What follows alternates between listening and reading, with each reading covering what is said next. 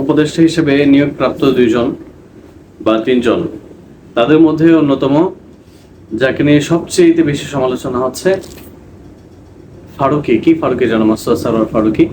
যাই হোক, কথা হচ্ছে সে আওয়ামী লীগ কিনা বা আওয়ামী লীগের দোসর কিনা সেটা বড় কথা নয়। বড় কথা হচ্ছে সে শাহবাগী এবং সে সম্পূর্ণ ইসলাম বিদ্বেষী, আলেম বিদ্বেষী। তার প্রমাণ হিসেবে আমরা তার ফেসবুক পোস্টের যে কিছু নমুনা আমাদের কাছে রয়েছে, সেই নমুনার দিকে আমরা তাকালেই বুঝতে পারি যে সে কতটা ইসলাম বিদ্বেষী এবং ওলামা বিদ্বেষী। সে 2013 সালে শেখুল ইসলাম আল্লামা শাহ আহমদ শফী রহমতুল্লাহি আলাইহিকে সে তেতুল হুজুর বলে আখ্যায়িত করেছিল এবং শাহবাগীদের পক্ষে অবস্থান নিয়েছিল এবং শাপলা চত্বরের ঐতিহাসিক 5ই মের যেই আমাদের জন্য একটি রক্তক্ষয়ী রাত ছিল, আমরা রক্ত ঝরিয়েছিলাম বিশ্বনবী মুহাম্মদ রাসূলুল্লাহ সাল্লাল্লাহু আলাইহি ওয়াসাল্লামের জন্য। সেই রাতে যখন আমাদের উপর নির্যাতনের, জুলুমের ভয়াল এক স্ট্রিম রোলার চালানো হয়, সেই রাতকে সে পোস্ট করেছিল তার আইডিতে। আপনারা যদি যান আপনারা দেখতে পাবেন যে সে লিখেছিল জঞ্জাল মুক্ত শাপলা, অর্থাৎ হেফাজতে ইসলাম বাংলাদেশকে সে জঞ্জাল মুক্ত বলেছিল। কেন? কারণ হলো হেফাজতে ইসলাম শুধুমাত্র এই দেশে ইসলাম রক্ষা এবং বিশ্বনবী মুহাম্মদ রাসূলুল্লাহ সাল্লাল্লাহু আলাইহি ওয়াসাল্লামের ইজ্জত রক্ষায় সদা সর্বদাই নিবেদিত ছিল, আছে, থাকবে ইনশাআল্লাহ। নাস্তিকের ভূমিকায় যত বড় ক্ষমতায় আসুক না কেন, তাদের বিরুদ্ধেই হেফাজতে ইসলাম অতীত যেভাবে কথা বলেছে, এখনো কথা বলে যাচ্ছে, ভবিষ্যতে আমরা বলে যাব ইনশাআল্লাহ। এতে করে হেফাজতে ইসলাম বাংলাদেশ, আওয়ামী লীগ, বিএনপি, জামাত ইসলাম বা রাজনৈতিক প্রভাবশালী যত দলই থাকুক না কেন, যারাই ইসলাম ও শরিয়া বিশ্বনবী মুহাম্মদ রাসূলুল্লাহ সাল্লাল্লাহু আলাইহি সাল্লামকে নিয়ে কোনো ধরনের কটূক্তিমূলক মন্তব্য করবে, কথা বলবে, তাদের বিরুদ্ধে আমরা গর্জে উঠব এবং তার উপযুক্ত শাস্তি নিশ্চিত না হওয়া পর্যন্ত আমাদের সর্বদাই আমাদের আন্দোলন চলমান থাকে আলহামদুলিল্লাহ। তো সেই হেফাজতে ইসলাম, যাদের রাজনৈতিক কোনো স্বার্থ নাই, শুধুমাত্র ইসলাম প্রতিষ্ঠার লক্ষ্যে বিশ্বনবী মুহাম্মদ রাসূলুল্লাহ সাল্লাল্লাহু আলাইহি সাল্লামের ইজ্জত রক্ষায় রাজপথে নেমেছিল, সেই হেফাজতে ইসলামকে যে জঞ্জাল বলতে পারে এবং যে শাহবাগীরা ইসলাম নিয়ে কটূক্তি করেছিল, বিশ্বনবী মুহাম্মদ রাসূলুল্লাহ সাল্লাল্লাহু আলাইহি সাল্লামকে নিয়ে কটূক্তি করেছিল, সেই শাহবাগীদের পক্ষে যে অবস্থান নিয়েছিল এবং বর্তমানে আমরা জানি তার যে নির্মিত সিনেমা, নাটক সহ যে ফিল্মগুলো আছে, সেগুলো তো সে, তার ওয়াইফ, তারা 2জন মিলে আমরা সংবাদ মাধ্যমে বা বিভিন্ন খবরাখবরের মাধ্যমে যতটুকু জানতে পেরেছে যে তারা সমকামিতার মতো নিকৃষ্ট, ইসলামের সবচেয়ে নিকৃষ্টতম একটি গুনাহের মধ্যে অন্যতম একটি গুনাহ, সেই সমকামিতার মতো লানত-প্রাপ্ত একটি গুনাহ, সেই গুনাহটিকে প্রমোট করবার মতো দুঃসাহস তারা এই বাংলাদেশ জমিনে দেখিয়েছে এবং দেখিয়ে যাচ্ছে। তো আমি মাননীয় প্রধান উপদেষ্টাকে মেসেজ দিতে চাই যে আপনারা আমাদের সেন্টিমেন্টকে ব্যবহার করে আমাদের বিজয়ের এই ধারাকে যদি আপনারা ব্যর্থ করবার কোনো প্রকার চেষ্টা করেন, মনে রাখবেন আপনার চেয়ে শক্তিশালী ফ্যাসিস্ট লেডি ফেরাউন ছিল, তাকে কিন্তু আপনার চোখের সামনেই আমরা তাড়িয়েছি।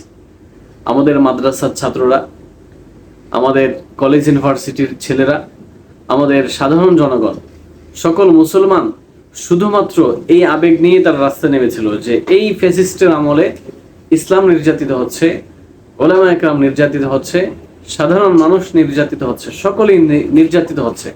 অতএব এদেরকে আর কোনোভাবে ক্ষমতায় টিকতে দেওয়া যাবে না, সেই লক্ষ্যেই কিন্তু রাজপথে 5ই আগস্টে মানুষ নেমে এসেছিল।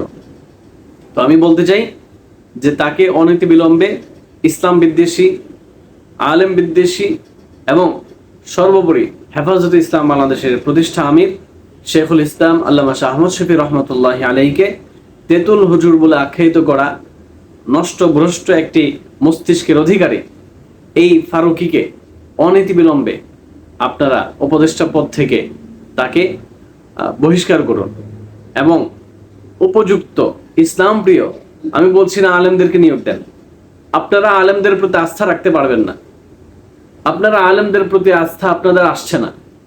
আমি কসম করে বলতে পারি, স্বাধীনতার পর থেকে এ পর্যন্ত একজন আলেম দেখান যে আলেম দেশপ্রেমিক ছিল না। দেশপ্রেমিকের সর্বোচ্চ যেই দলিল আপনি আমাকে দিতে বলবেন সেটা হচ্ছে যে একজন আলেম তার দেশের বাহিরে না একটি ব্যাংক অ্যাকাউন্ট আছে, একজন আলেম তার দেশের বাহিরে না একটি বাড়ি আছে, না কোনো শিল্প প্রতিষ্ঠান আছে, না ব্যবসা আছে। ইউরোপ বলেন, আমেরিকা বলেন, মিডল ইস্ট বলেন, আরব মধ্যপ্রাচ্য বলেন, যেখানেই হোক তদন্ত করে দেখুন, একজন ইমাম, একজন খতিব, একজন মুহতামিম, একজন শেখুল হাদিস বা কোনো একজন আলেম স্বাধীনতার পর থেকে এ পর্যন্ত দেশের বাহিরে তাদের কোনো সম্পদ আছে কিনা।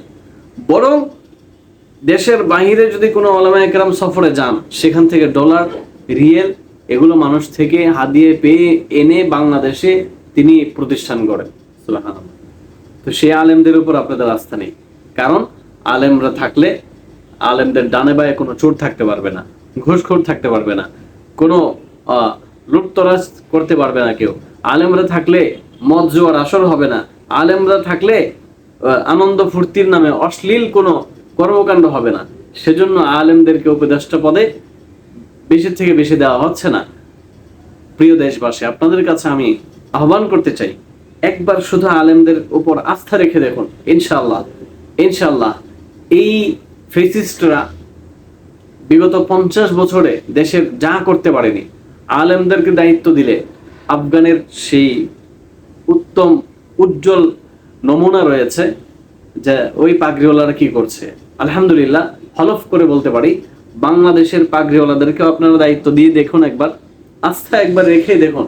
ইনশাআল্লাহ আফগানে যে পুরো পৃথিবী তাক লাগিয়ে দিচ্ছে, পুরো পৃথিবী অবাক হয়ে যাচ্ছে আফগানের এই সাফল্য দেখে।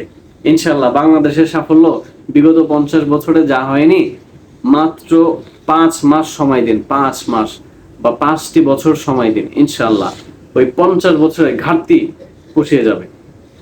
তো আখের কথা হচ্ছে, আলেম নিয়োগ দেন কিংবা না দেন, কিন্তু কোনো ইসলাম বিদ্বেষীকে, কোনো শাহবাগীকে, কোনো ফেসিস্টের দোসরদেরকে আর উপদেষ্টায় আমরা দেখতে চাই না।